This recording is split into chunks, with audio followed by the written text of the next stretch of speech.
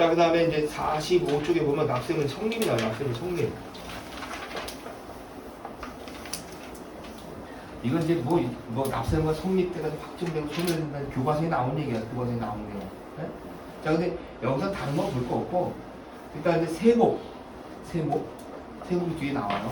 이게 이제 신고 납부하는 국세냐, 아니면 정부가 부과하는 그 세목이냐. 그 정도까지만 알고 성립 시기는 알아야 돼. 몇 가지 중요한 거. 네? 자, 이게 왜 중요한지 한번 봅시다. 그래서 뭐 교과서에 보면 뭐 세금을 내야 될 거 인지하는 상태다. 이걸 납세금 성립 시점이라고 그래요. 자, 한쪽을 넘겨보시면 46쪽에 과세 요건이라고 나와요. 과세 요건. 자, 요거는 별표를 치시면 돼요. 별표. 이게 왜 중요하냐? 이게 중요한 건 뭐냐면 납세의무자, 과세 귀속, 과세 표준과 세율 이렇게 나와 있죠. 네? 이게 나오죠. 이게 왜 중요하냐면 나중에 고지서 나오죠. 고지서 세금 내라고. 네? 고지서 보면 이게 적혀 있어요. 이게 귀속연도하고 납세의무자, 그다음 뭐 과세 표준 세율 나와. 이게 제대로 안 적혀 있으면 무효란 얘기예요. 무효. 고지 효력이 없다는 얘기예요. 고지 효력. 그래서 여기서는 과세 요건이 이렇게 있는데 이게 왜 중요하냐? 이거는 고지서나 결의서 같은데 이걸 반드시 기재를 하도록 돼 있어요. 특히 고지서에. 근데 만약에 고지서에 이게 제대로 안 적혀 있으면 무효라 이거 무효. 자, 이거 보시면 되고. 자, 그 다음에 이제 납세금 성립 시기가 나와요. 성립 시기. 자, 성립 시기 중에서 이제 몇 가지만 보시면 돼. 몇 가지만.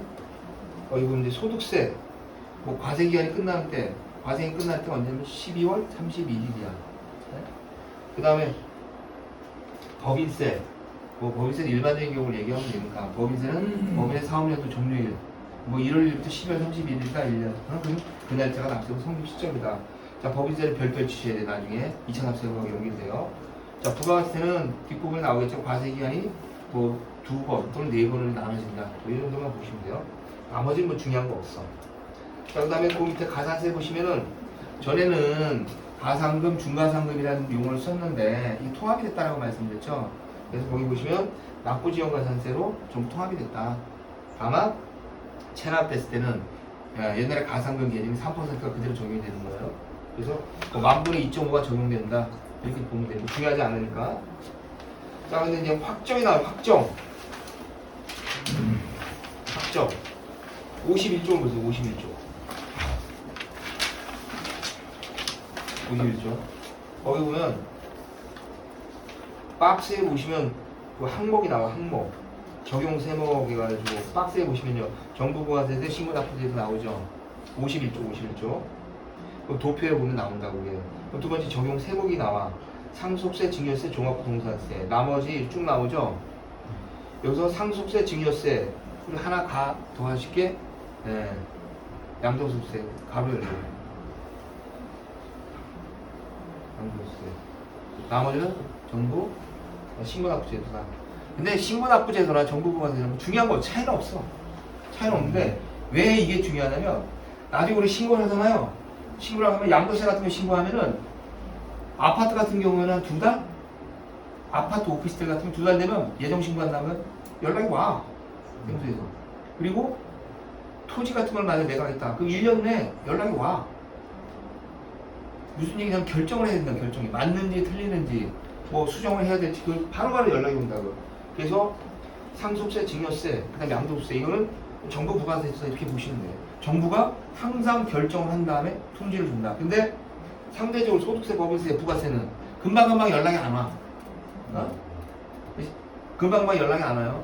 그래서 그 차이만 있지 뭐 다른 건 중요하지 않다. 이렇게 보면 돼. 그렇게만 보면 돼요. 세목은 중요한 게 아니니까. 자, 근데 납세금 성립 시기 이제 나중에 확정하고 관련된 세목은 이렇다. 이런 거 보고. 그럼 이제 경정등의 효력이라고 나와요. 경정등의 효력. 근데 이거 중요한 건 아니고 뒷부분에 나오는데 간단히 이렇게 생각하면 돼요. 그러니까 내가 신고를 했어. 세무서에 세금 신고를 했는데 100만 원을 냈어야 되는데 90만 원밖에 안 냈어. 신고를 90만 원밖에. 그럼 10만 원 더 내야 되잖아. 증액이 돼. 증액일 때를 수정신고란 말을 때문에 수정신고. 감액일 때를 경정청구라고 그러고. 네? 용어는 알아야 돼. 용어 뒤에 나오는데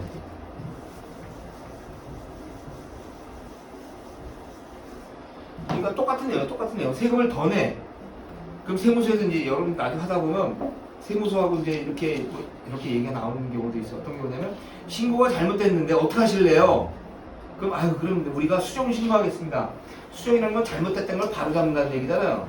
근데 이때 바로 잡는 게 무조건 난 더 냈으니까 받아야 되는데요. 나 받는 거 수정 신고할게. 그렇게는 안 하고 근데 잘못된 거를 바로 잡는 식의 고치는 신고를 하긴 하는데 더 내는 신고 100만 원이나 200만 원을 100만 원 더 내겠습니다라고 증명하는 신고를 수정 신고라는 말을 해놔고 그리고 200만 원을 냈는데 알고 보니까 100만 원이 들어와. 나 100만 원 돌려받아야 돼요. 감액 신고할 때는 경정 청구라는 말로 해요. 그래서 경정 청구는 청구하고 나면 2개월 내에 세무서 결정을 하도록 돼 있어. 결정. 맞는지 틀리는지. 근데 수정 신고는 그냥 신고하면 그냥 효력이 있다 이렇게 보면 돼요. 그래서 여기서 이거 얘기하는 건 뭐냐면 용어만 알고 있어라. 용어. 내가 계속 얘기하지만 나중에 여러분들이 세무서 직원들하고 얘기하고 막 그럴 때 그 사람들이 여러분을 대우를 할 때 가장 기본이 뭐냐면 용어를 제대로 쓰고 법리를 제대로 쓰는지 그 여부를 본다고요. 그래서 용어를 명확하게 쓰고 법리를 제대로 이해하고 있으면 여러분들을 대우해줘. 근데 잘 알지도 못하면 이게 경정인지 수정신고인지 뭐 아리까리해서 그게 그건데요 라고 얘기하면 그냥 가세요 라고 한다고. 대우를 안 하세요. 그래서 용어를 명확하게 알으라는 얘기, 개념만 알면 된다는 얘기, 개념만. 그래서 경정청구와 수정신고의 차이는 저렇다. 자, 그래서 53쪽에 보면 납세금 소멸이 나와, 소멸. 이게 우리가 얘기하는 면책과 관련된 겁니다. 납세금 소멸. 그래서 내가 강의할 때 제일 먼저 하는 얘기가 뭐냐면 세금 면책이라는 말은 없다. 세금 면책이라는 말은 없고 정확한 표현은 납세무 소멸이다. 납세무 소멸. 그래서 우리가 형무소 쓸 때 뭐라고 쓰냐면 체납세금의 소멸이라고 써요. 취지가. 체납세금 소멸. 세금 면책이라고 안 들어간다고. 근데 왜 면책이라는 말을 썼느냐. 납세금 소멸 그럼 이게 뭐지? 잘 몰라 사람들이. 그러다 보니까 전에 파산 면책하는 거에 그 용어에 내가 벤치마킹을 해서 세금 면책입니다 라고 얘기하면 쉽게 이해를 하더라 이거예요. 쉽게. 근데 세법 용어에는 세금 면책이라는 말은 없어. 있을 수가 없어. 왜 없겠어요? 왜? 세금 면책은 왜 없어? 면책을 만약 한다 그러면 면책을 결정해주는 결정권자가 있어야 돼요. 결정권자. 사채에서 우리가 파산해서 파산 면책의 그 결정권자는 법원이야. 판사가 결정을 해요. 판사가. 그런데 이 세금이라는 걸 국민 계세주의라는 모든 국민은 세금을 납부할 의무가 있다고 규정돼 있어. 의무. 뭐 다 내야 돼 세금을. 근데 단수 조항으로 이 사람은 세금 안 내야 된다라고 해보면 혼돈 잃어버려요. 첫 번째 성경성의 문제가 되고 세 번째 더 중요한 게 뭐야? 세무 공무원이 힘이 비대해져서 부정부패가 일어날 수 있어. 너 이쁘니까 너는 얼마 깎아줄게. 너는 20%, 너는 30%. 무슨 권한을 하냐 이거야. 그래서 국가는 아예 뭐야? 이러한 문제가 발생하는 근원적으로 차단하기 위해 세법에는 면책이란 말이 아예 없는 거야. 아예 없어요. 아예. 그래서 간혹 인터넷에 보면 그런 얘기들이 나와. 이게 혹시 가상금만 해도 가수 세무서에 가서 얘기하면 깎아준다. 요건 소송의 대상이 된다. 그럼 말도 안 되는 소리 쓰는 놈들이 있어요. 그래서 우리가 항상 하는 얘기가 뭐야? 세금은 다 내든지 면책, 둘 중에 하나만 선택하는 왜? 면책이란 그 제도 자체가 없으니까. 그래서 용어를 명확하게 개념을 알고 있어야 된다는 거예요. 그래서 여기 보시면 납부금의 소멸이라고 나와. 납부금의 소멸. 이거는 5가지 사항인데 이거는 외우지. 납부 충당 부가 있어. 제척기간 말로 소멸시효 만들어. 이건 뭐 기본적으로 줄줄이 나와야 돼. 기본적으로 줄줄이. 당연히 납부했으니까 세금 냈으니까 더 이상 내야 될 의무는 없어지는 거고. 충당. 내가 내야 될 돈하고 받아야 될 돈이 있어. 서로 상계해버린대. 가장 기본적인 거고. 자, 근데 이제 거기서 보면 국세의 제척기간이라고 해요. 제척기간. 자, 제척기간이 만료가 되면 세금은 없어져요. 자, 근데 이게 이제 이렇게 봐야 돼.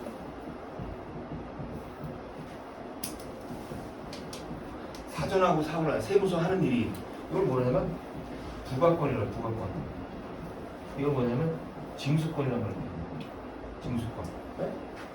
부가권과 징수권. 근데 자 세금을 내야 돼. 세금을 내야 돼. 근데 부가권이 발동하는 경우 두 가지예요. 신고를 안 했거나 신고한 내용에 오류가 있거나. 그쵸? 둘 중에 하나, 둘 중에 하나. 신고를 안 하게 되면 간단하게 그냥 고지하면 돼, 세무서에서. 자, 근데 신고 내용에 오류가 있어. 그러면 그 세금을 고지하기는 다툼의 소지가 있어, 다툼의 소지. 그 다툼의 소지가 있으면 뒤에 나오지만 소위 다툼을 해결하는 불복이라는 게 있어요, 불복. 불복 절차. 불복 절차. 이게 확정이 돼야 된다고, 확정이. 그럼 이게 다 끝나고 나면 세금으로서 확정이 돼서 그 다음에 사후 징수권이 발동이 되는 겁니다. 징수권이. 맞죠? 이거 쉬운 거야, 쉬운 거. 응? 자, 근데 우리가 항상 하는 얘기가 뭐냐? 요 앞에는 잘 신경을 안 써. 신경 안 써. 왜? 이거는 우리가 기장을 만약 하고 있다든지 아니면 지금 뭐 문제가 뭐 김태구 씨처럼 예외적으로 세금이 고지가 날라왔는데 요게 청구 기간 내에 있어 지금 정상적인 청구. 그러니까 세금 고지서가 뭐 지난달에 날라왔더니 이번 달에 날라왔더니 그걸 보고서 분석을 해가지고 세금이 맞다, 다르다, 틀리다 이걸 판단해서 불복을 할 수가 있다. 근데 우리 오는 손님들은 대부분 이것들이야 이미 고지가 된 지 5년, 7년, 10년 된 사람들이라고. 그럼 뭐야? 이거는 이미 다 끝났다고 봐야 되겠죠? 사전 요 내용 신고를 안 했거나 그럼 신고를 해주면 되는 거고 신고 내용에 오류 내용 좀 탈루가 있다고 해서 고지가 되면 불복을 하면 돼. 근데 이미 이 기간들이 다 지나가지고 오는 사람들이야 우리는. 그래서 항상 뭐라 그래요? 이거는 정상적으로 세금이 고지가 됐다라고 보고 그러면 다 사후 과정에서 그럼 후속 절차인 징수권에 문제가 있는지 즉 압류 처분이 잘못됐는지 그걸 보자는 얘기잖아요 우리가. 맞죠? 그 거의 대부분이 우리가 이게 95% 이상이라고 95%. 그런데 요 사전과 관련된 부분은 제척기간하고 관련이 되는 거예요. 제척기간. 그럼 제척기간은 뭐냐면 세무서에서 세금을 고지하거나 또는 행정처분을 할 수 있는 기간이라는 얘기. 기간. 이때는 세무서에서 자기 마음대로 할 수가 있어.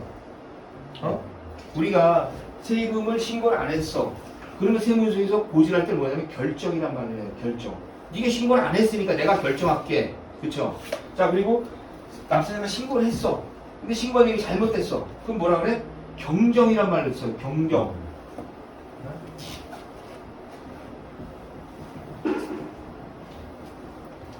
결정은 신고를 안 했을 때 세무서에서 너 세금 이거 내야 되는 게 맞아 라고 고지하는 시점, 이걸 결정이란 말을 하고 내가 신고했는데 너 신고 내용이 잘못됐어. 다시 고칠 거야. 이거면 해. 라는 걸 경정이라는 말로 해요. 경정. 자, 그런데 경정 처분을 했는데 나중에 보니까 또 잘못했어. 야, 그게 아니라 다시 이게 맞아 라고 하는 걸 뭐라면 재경정이라는 말을 표현해요. 재경정. 응? 그래서 결정, 경정, 재경정 이걸 할 수 있는 기간이 제척기간이야. 제척기간. 굉장히 중요한 거예요. 나중에 우리 맨날 제척기간이 도가 됐어 안 됐어? 맨날 물어보고 하는 게 바로 이런 내용이에요. 왜 이걸 여러분들이 알아야 되냐면 여러분들이 나중에 수임을 했어. 계약을 했어. 그럼 기본적으로 정리를 잘 해가지고 자료를 줄 거 아니야. 그럼 그걸 쫙 보고서 이렇게 하면 이렇게 쓰면 되겠네라고 간단하네? 좀 이거 이런 식으로 가야 되겠네? 라고 판단할 텐데 기본적인 내용이 정리가 안 돼 있어. 그럼 물어볼 거 아니야. 제척기간 지난 거야? 제척기간 돼야? 물어볼 수가 있잖아. 네? 그래서 그 결과에 따라가서 처리하는 방법이 달라진다는 얘기예요. 그래서 제척기간이라고 하는 것은 두 가지예요. 제척기간이라는 것은 세무서에서 결정, 경정, 재경정을 할 수 있는 시간. 그게 제척기간이에요. 그 기간이 지나면 더 이상 못한다는 얘기야. 세무서에서. 그래서 여러분들 아무 데나 가든지 보면 문서 보존기간 5년 이렇게 나와. 그게 무슨 얘기냐면 5년이 지나면 파기하겠다는 얘기야. 더 이상 어떤 행정처분을 못한다는 얘기야. 이거는 세무서뿐만이 아니라 모든 행정기관 공통적인 내용이에요. 네? 5년 지나버리면 못한다는 얘기야. 원칙적으로. 그래서 여기 보면 56쪽에 보면 일반적인 경우 5년 나와. 그쵸? 네? 5년, 7년, 10년 이렇게 보면 돼. 5년, 7년, 10년. 자, 원칙, 일반적인 경우 5년, 예외적인 경우 무신고 7년, 상이 있다 부정하는 경우 10년 이렇게 나와 있다고. 이 무슨 얘기냐면 결국 요 5년, 7년, 10년 동안 세무서에서 자기들이 필요한 결정, 경정, 재경정을 할 수 있다는 얘기야. 자, 근데 반대로 굉장히 중요한 거야. 우리도 납세자도 이 제척 기간이 경과되기 전에는 혹시 잘못된 게 있으면 요 과정으로 언제든지 바로 잡을 수가 있다. 잘못된 것도. 자, 이게 왜 중요하냐? 왜 중요하냐? 자, 그런데 만약에 고충을 들어서 고충을 청구하는데, 자, 이런 거 예를 들어서 이렇게 합시다. 자, 양도세 신고를 했는데 신고서를 잃어버렸어. 내 취득가액은 분명히 5억이야. 5억인데 5억으로 계약한 이 신고서가 없어져 버렸어요. 자, 그러다 보니까 할 수 있는 방법이 환산가액으로 신고를 해버린 거야. 그러니까 환산가액으로 신고하니까 3억이 나왔어. 그럼 나는 뭐야? 취득가액이 줄어들어 버리니까 양도차익이 늘어난다는 얘기야. 그럼 2억에 대해서 세금을 더 내는 억울함이 있었어요. 집안을 아무리 뒤져봐도 없어, 서류가. 그래서 어떻게 해? 울며 겨자 먹기로 신고를 했어. 자, 근데 신고한 날부터 6년 뒤에 찾았어, 이거를. 어? 그럼 세무서에 가서 그때 내가 신고가 잘못됐으니까 고쳐주세요. 나 세금 돌려주셔야 됩니다라고 청구하면 받아주겠냐는 얘기야. 받아주냐고. 받아줘? 안 받아요. 왜? 5년. 5년이 경과됐잖아. 세무서도 요 5년이 지나면은 더 이상 이 사람한테 세금을 부과할 수가 없고, 납세자도 마찬가지로 요 기간 동안에 내가 억울한 게 있는데 찾아가지고 주장하지 않으면 혜택을 못 본다는 얘기야. 왜? 이 기간이 되면 더 이상 행정처벌을 못 하니까. 왜? 이 사람이 5억에서 3억이니까 세금도 한 3천만 원 벌어서 3천만 원을 경정하는 고쳐주는 이런 처분에 대해서는 결의서를 만들어야 돼. 만들 수가 없어. 입력이 안 돼, 컴퓨터에. 그래서 납세자도 마찬가지로 요 기간이 지나버리면 그 세무서에 대해서 부가와 관련해서 요 사전적인 부분이 부가와 관련해서는 어떠한 행위도 할 수가 없다. 응? 개념이 그래, 개념. 그래서 5년, 7년, 10년이다. 요것만 뭐 뒤에 또 나오는 거 있는데 상속세, 증여세. 요거는 이제 특례기간이야, 특례기간. 그래서 원칙적으로는 그런데 상속세, 증여세와 관련돼서는 10년이 지났다 하더라도 이 사람이 재산을 어디다 삥쳐놓은 게 걸렸어. 은닉 핑계 걸렸어. 그럼 그거에 대해서는 그런 사실을 안 날로부터 1년 내 필요한 처분할 수 있다. 근데 뭐 예외적인 거니까 뭐 그렇게 보면 돼요. 뭐 상호합의, 나오는 이거 잊지도 마. 소멸시효까지만 간단하게 끝냅시다. 자, 60쪽을 봐요, 60쪽.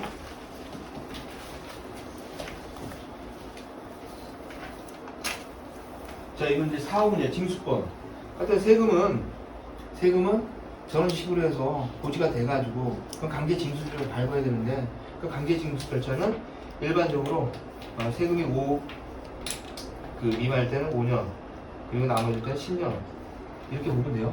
뭐 어려운 거 아닌데, 그 여기서 이제 그 5억이라는 기준은 가산세는 제외한 금액이에요. 가산세는 제외하고 거기서 건별로 따진다. 그러니까 이 사람이 예를 들어 100억인데 다 보니까 4억 9천 해가지고 이렇게 돼 있더라. 그랬을 때 이 사람이 소멸시효가 10년이냐?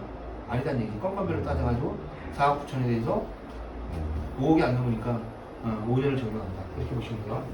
그리고 가산세는 제외한다. 그래서 이 사람 체납액을 보게 되면 거기에 보면 그게 나온다고. 가산금, 가산세, 본세를 다 합한 금액이 체납액으로 나와요.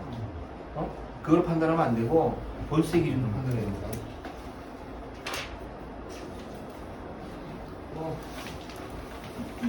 그리고 62쪽에 보면 소멸시효 중단과 정지 나오는데 요 개정까지만 딱 합시다.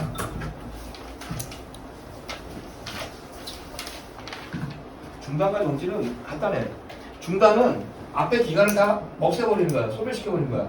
예를 들어서 2015년도에 세금이 고지가 돼가지고 2020년이 되면은 세금이 없어지는데, 예를 들어 2019년도에 중단 사유가 발생했어. 거기 보면 나오죠. 그러면 요 시점에 중단 사유, 즉 압류가 만약 됐다고 한다면 앞에 발생한 건 다 꽝이 되고, 여기서 다시 압류가 2020년도에 해제가 됐다. 그럼 이때로부터 기산해서 5년이 경과돼야지 소멸시효가 완성이 된다. 이때 이미 경과한 시간 요 효력을 인정할 거냐 말 거냐. 이때 인정하지 않는다는 걸 중단이라는 말을 표현하고, 정지라고 얘기하는 건 여기 대해서 2019년도하고 20년 요 사이 19년도에 압류했다 20년도에 해제했다면 이거 1년에 1년.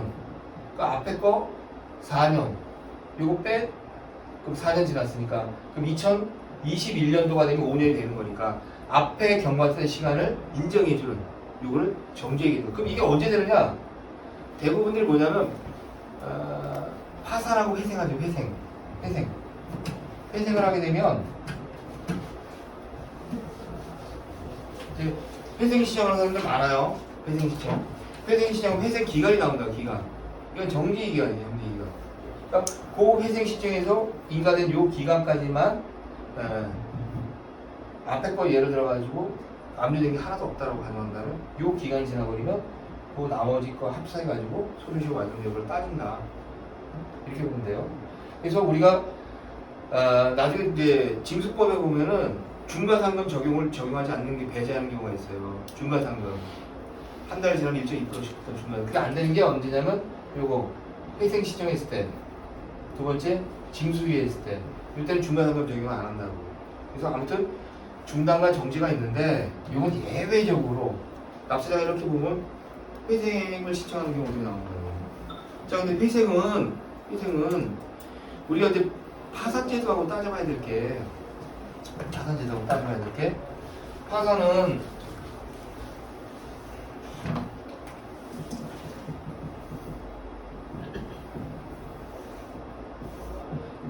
우리가 모든 채무는 사채하고 공채를 나눠지는데 이 사채와 관련된 이 사채를 없애주는 그 방법이 파산하고 회생이에요.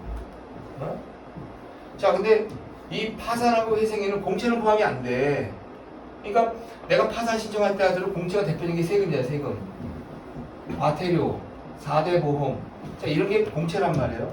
이런 공채는 파산을 신청해서 적용이 안 돼. 그래서 이런 공채를 뭐라고 표현하냐면 비면책 채권이에요. 비면책 채권. 파산해서 면책이 되지 않는 채권이라 해서 세금, 과태료, 뭐 과료, 4대 보험료. 왜 공채이기 때문에, 공익비용이기 때문에. 그래서 파산과 관련해서는 사채만을 대상으로 하고 비면책 채권은 파산 대상에 해당하는 채권에 채무에 해당하지 않는다. 이렇게 보면 돼요. 근데 회생은 우선변제 채권이에요. 우선변제 채권. 뭔 차이냐면 이 사람이 회생 신청을 만약 하게 되면, 자, 세금이 1억 있고 그 다음에 사채가 1억 있어요. 그럼 뭐부터 갚냐 이거야. 우선순위가 이거부터 갚는다는 얘기. 이거부터. 에? 자, 그러다 보니까 뭐냐, 회생 신청을 하게 되면 이 사람이 소득이 있어야 돼. 소득이. 그럼 이 사람 소득으로 빚을 갚을 수 있느냐 없느냐를 판단해 버린다고. 근데 세금이 너무 많아 버리면 언제 세금 갚고 사채 갚고 안 된다는 얘기. 왜? 이 세금 자체는 아까도 얘기했듯이 탕감 자체가 안 된다 그랬잖아요. 조정이 안 돼. 채무 조정이. 그러니까 총액 자체를 그대로 다 내버려야 된다는 얘기예요. 그러니까 법원에서 봤었을 때 이 한 달에 한 400만 원 버는데 최저생님이 뭐 200만 원 빼고 200만 원을 감납치자는 얘기예요. 그럼 이거 1억 갚는데 얼마 걸려? 네? 50개월이에요. 50개월. 거기다 또 이거 갚아야 돼. 이거 이제 100개월이야. 도저히 안 된다 이거야. 그래서 이 세금 같은 그런 부분은 공익비용은 우선 변제 채권이라고 변제를 해야 돼요. 그런데 이 금액이 커버리고 나면은 이거를 변제할 수 있는 그 기회 자체가 없을 수밖에 없다 보니까 회생 인가를 안 해줘 버려요. 회생 인가를. 그러다 보니까 어떻게 돼? 세무서에서 그 법무사무실에서 요걸 빼버린다고. 빼버리면 요것만 싹 들어가. 그럼 1억에 대해서만 들어가요. 그럼 1억은 또 채무 조정을 또 합니다. 그럼 금액이 줄어들어. 그렇게 해서 회생 인가 떨어져서 회생이 시작이 돼요. 자, 근데 문제는 뭐냐면, 자, 이러다 보니까 법원에서 이 회생 전용 통장을 만들어요. 통장을. 그러면 여기다가 매달 갚아야 될 금액을 입금을 시켜놔야 된다고. 입금시켜야 되잖아. 그리고 법원에서 요거는 다른 사람이 침해를 못하도록 압류 방지 통장을 해버린다고. 근데 세무서에서는 어떻게 해? 모르니까. 왜? 요 1억이 우선변제 채권이기 때문에 원래는 채무자들이 신고를 했어야 돼. 법원에다가 나 이만큼 있으니까. 근데 이게 들어가 버리면 회생인가 안 떨어지니까 이걸 빼버린다고.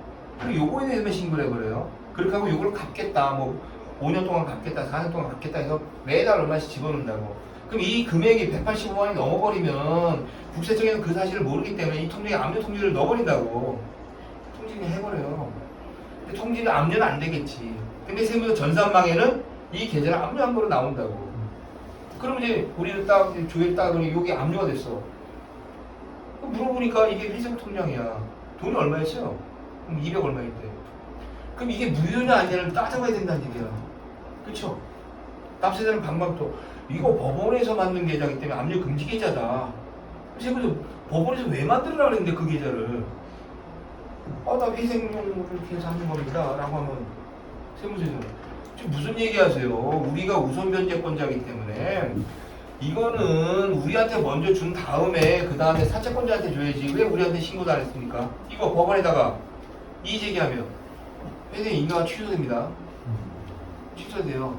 그래서 이거 굉장히 중요한 거예요. 그래서 그 법무사무실, 변호사무실에서 자기들 수임해가지고 처리하려고 이렇게 얘기하는 경우도 굉장히 많아요. 그래서 아니 왜 그렇게 됐어요? 라고 물어보면 이렇게 되기 때문에 그러면 회생인가가 안 떨어진다. 그래서 그걸 방지하기 위해서 이걸 빼고 했습니다 라고 하는 사람들이 굉장히 많아요. 굉장히. 그래서 간혹가다 담당자가 좀 FMN한테 걸리면 이거 인가 취소입니다. 그래서 그런 부분을 좀 여러분들이 관계를 알고 있어야 된다. 자, 이렇게 보시면 되겠습니다. 재밌죠? 네. 이거 너무 재밌는 것 같아. 내 옛날 공부를 많이 했거든, 내가. 그래서, 자, 오늘 이제 좀 시간이 지났는데, 마무리 짓자고요, 마무리 짓는데, 오늘 처음에 한 국세부가의 원칙은 굉장히 중요한 거야. 국세부가의 원칙과 세법적인 원칙은 여러분들이 심심하면 읽고, 이해가 안 되면 외워야 돼. 외워서 이게 최소한 몇 조 몇 항의 일이 있다는 정도까지는 알아야 돼요. 그 중에 대표적인 게 실질과세 원칙. 왜? 이거 맨날 얘기하다 보면 이 얘기가 나와. 납세자도 그렇고 의뢰인들도 그렇고 세무서도 그렇고 항상 이게 됩니까 안 됩니까 라고 얘기했을 때 제일 많이 써먹는 그런 법률 조항이 국세기록 14조다. 실질과세 원칙. 어떤 의미인지 반드시 알고 요거 실질과세 원칙이 좀 저해됐었을 때, 즉 명의를 막 빌려주고 있을 때 명의자 과세 문제 발생한다. 자, 이런 정도까지 보면 되고 신의성실 원칙과 관련해서 다른 건 딱히 볼 거 없어요. 세무 공무원이 한 말을 믿고서 따랐을 때 이 사람이 어떤 소송의 대상이 되느냐? 안 된다. 신시 요건에 해당하지 않는다. 세무 공무원 한 사람의 말은 자, 이렇게 보면 되고 근거과세 원칙이 나왔는데 근거과세 원칙은 다른 거 없다. 나중에 세무서 직원과 상대할 때 결정서를 열람하거나 복사를 요청할 수가 있다. 안 해줬었을 때 이 규정을 근거로 해서 왜 안 해주냐고 따지면 된다는 얘기야. 그쵸? 그래서 굉장히 중요한 얘기가 조세관면 사고 관련 중요하지 않고 그다음 41쪽에 보면 소급과세 금지 원칙이 나와요. 여기 보면 입법상의 소급과세하고 행정상의 소급과세가 나오는데 여기서 소급과세는 얘기했죠. 유리한 소급편이 인정이 된다. 다만 일률적으로 적용되는 것이 아니라 개별적으로 요청하는 사람들한테만 적용한다. 그래서 하는 게 뭐냐? 우리가 하는 일이다. 그런 사람들을 대리해서 하는 일이다. 자, 그 다음에 행정상 소급과세. 이것은 굉장히 중요한 거다. 사례를 그래서 우리가 만드는 거다. 이렇게 보시면 되고요.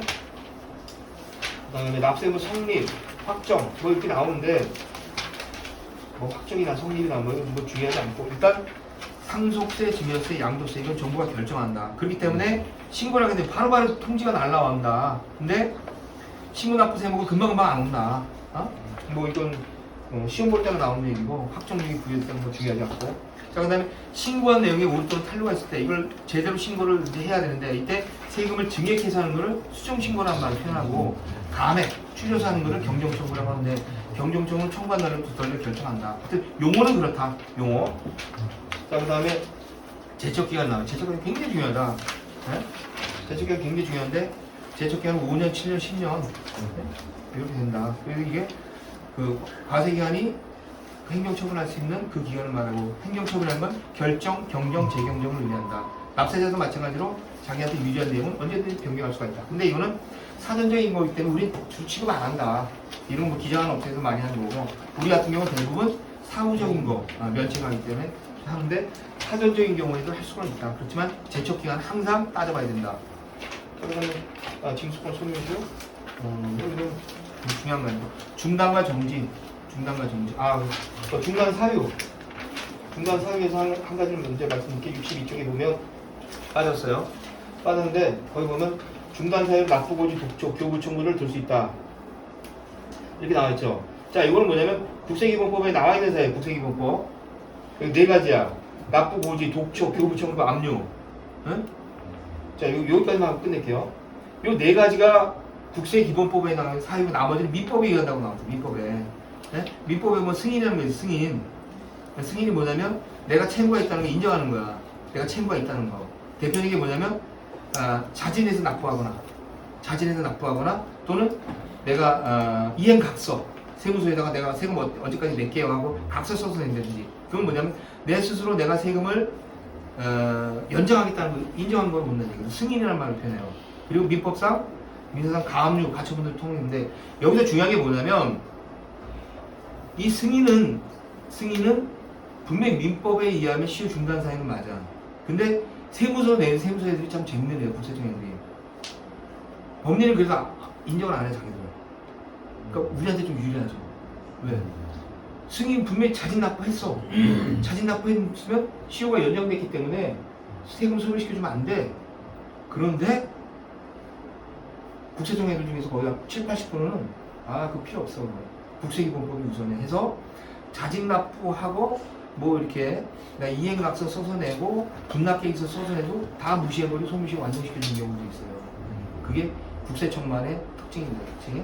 그래서 이렇게 됐다 하더라도 또 분명히 민법에는 그런 게 시효 중단 사유라고 나와 있지만 국세청에서는 예외적으로 인정을 안 해준다. 실무에서는 참고로 알고 있다는 얘기여서 그렇다 하더라도 원칙과 실무는 차이가 있다.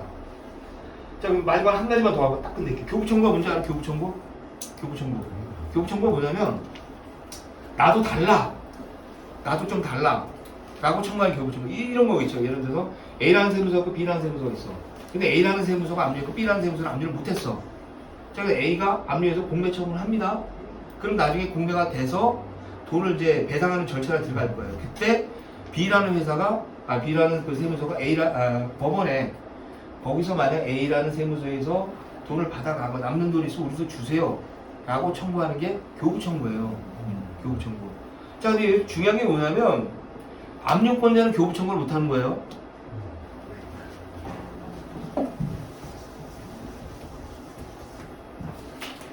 자, 여기 압류권자가 A, B야. C라는 데가 있어. 네? 자, 이 건물을 압류해가지고 공매 처분을 했어요. 공매 처분을 하게 되면 그 다음에 뭐냐, 배당 절차를 밟아요. 누가 선순위냐에 따라가지고 A한테 얼마 주고 B한테 얼마 주고 C한테 얼마 주고 이렇게 한다고. 자, 그러면 C는 압류권자가 아니잖아요. 그래서 배당을 참여할 수가 있다고. 이때 나도 좀 주세요라고 하는 걸 교부청구라고 해요. 교부청구. 이거는 배당권자이기 때문에 교부라는 걸 얘기가 없잖아. 말이 안 되잖아요. 그래서 압류에 참여하지 않은 세무서가 할 수 있는 게 교부청구라는 얘기야. 이해되죠? 이게 왜 중요하냐면 나중에 납세무 소멸시켜주세요라고 하면 세무서 애들이 압류가 언제 해제되는지 또는 교부청구 사유가 있는지 없는지 다 따져본다고. 어? 자, 근데 간혹가다 이런 거 나와요. 배당 청구를 교부 청구라고 착각하는 애들이 있어. 그래서 우리가 요 건물에 대해서 배당 청구를 언제 했기 때문에 요 때가 교부 청구 만료일입니다. 그래서 당신 소멸시효가 언제 와지 이렇게 나오는 애도 있다고. 이해되죠? 압류권자는 교부 청구를 할 수가 없고 배당 청구만 하는 거예요. 압류에 참여하지 않은 제3자 또 제3세무서가 할 수 있는 게 교부 청구라는 얘기야. 따라서 압류권자는 교부 청구라는 말을 쓸 수가 없는데 간혹가다 이 교부 청구는 소멸시효 중단 사유로 나오죠. 간혹가다가 우리 세무서에서 몇 월 며칠자로 교부 청구를 한 게 있어가지고 그 해제 시점이 언제니까 요때 돼야지 소멸시효가 완성이 됩니다라고 주장하는 경우들이 나와요. 그러니까 무조건 우리가 교부 청구를 했으니까 시효는 연장됩니다라는 얘기를 액면 그대로 받아들이면 안 된다는 얘기. 그러면 어떤 건물 또는 어떤 물건에 대해 교부 청구를 했는지 물어보라는 얘기야. 네? 물어보라는 얘기예요. 혹시라도 압류에 대해서 교부 청구했다면 그 자체는 무효다. 이렇게 보시면 되겠습니다. 자, 오늘 여기까지 하고요. 다음 시간에 국세기능 꼭다 끝내는 걸로 하겠습니다. 수고하셨습니다.